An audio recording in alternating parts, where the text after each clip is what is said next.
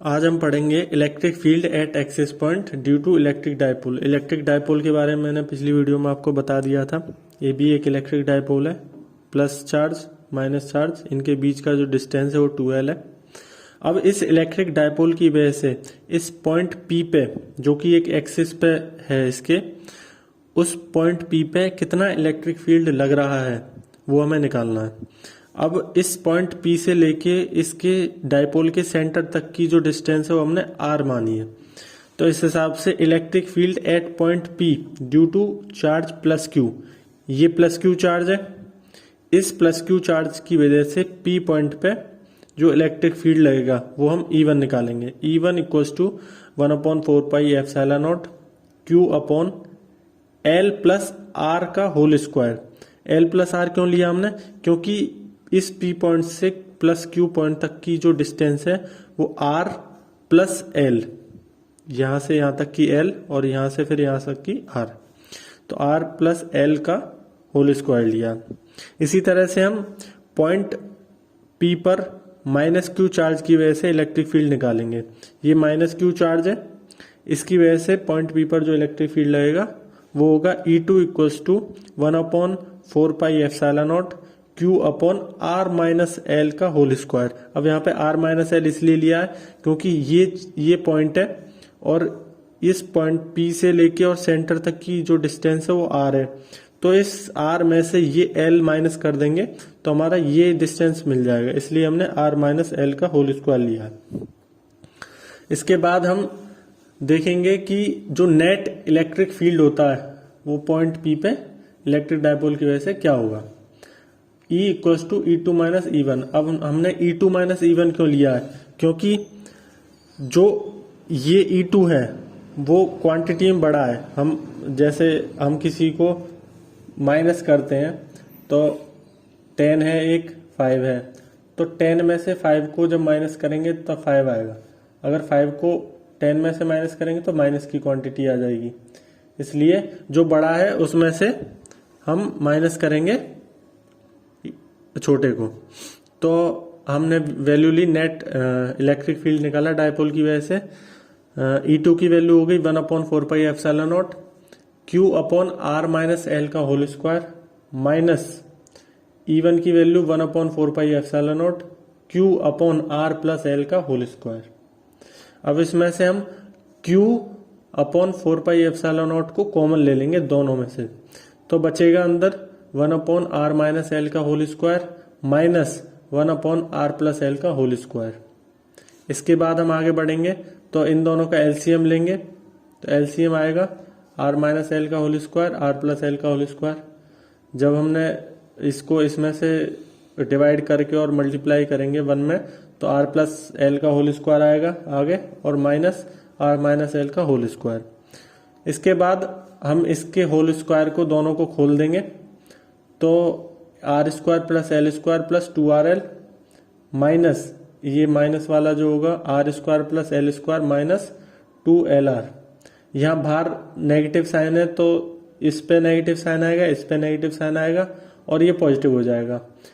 तो ये जो R है वो R से कैंसिल हो जाएगा, L से कैंसिल हो जाएगा और 2LR और 2LR ऐड हो जाएंगे, वो हो जाएगा 4LR।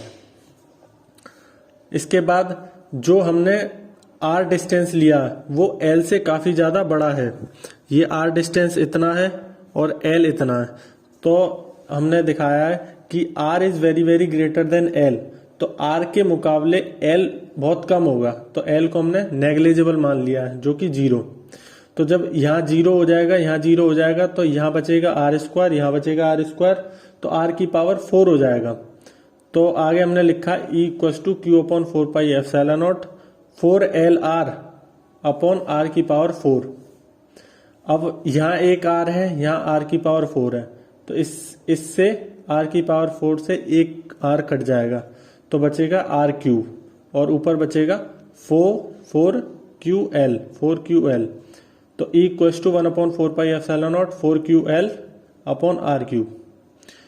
अब E इक्वल्स टू, इसे 4 को हम 2 into 2 में वो कर देंगे डिवाइड, उसके बाद QL, तो जो 2QL होता है उसकी वैल्यू होती है P, P equal to 2QL, electric dipole moment बताया था मैंने। तो ये हो जाएगा 2 into P, 2P upon R cube. तो E equal to 1/4πε0 R cube. ये होता है electric field at axis point due to electric dipole. अब हम देखेंगे electric field at equatorial point. पिछली बार हमने देखा था एक्सिस पॉइंट पे इलेक्ट्रिक डाइपोल की वजह से इलेक्ट्रिक फील्ड, अब देखेंगे इक्वेटोरियल पॉइंट पे। तो एक्सिस पॉइंट तो इस डाइपोल के यहां था कहीं, अब जो इक्वेटोरियल पॉइंट होगा वो इक्वेटर पे सेंटर में यहां होगा। तो ये डाइपोल हो गई plus Q minus Q charge, ये भी डाइपोल है एक, इनके बीच का डिस्टेंस है 2L, इक्वेटोरियल पॉइंट जो है वो P है यहाँ पर, और ये एंगल थीटा है, और इसके सेंटर से, डाइपोल के सेंटर से उस पॉइंट तक का डिस्टेंस हमने पिछली बार भी आर लिया था, अब की बार भी आर ही लेंगे हम।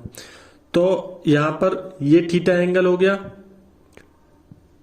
और ये 90 हो जाएगा एंगल, ये थीटा एंगल, और इस चार्ज की वजह से, प्लस क्यू चार्ज की वजह से जो इलेक्ट्रिक फील्ड होगा वो होगा E1 equal to 1/4πε0 Q upon root L square plus R square. अब हमें पता है पाइथागोरस थ्योरम क्या होता है, ये 90 डिग्री एंगल, ये थीटा एंगल, ये R हो गया, ये L हो गया, तो ये परपेंडिकुलर है, ये बेस है, तो जो हाइपोटेनियस हो जाएगा वो होगा root L square plus R square.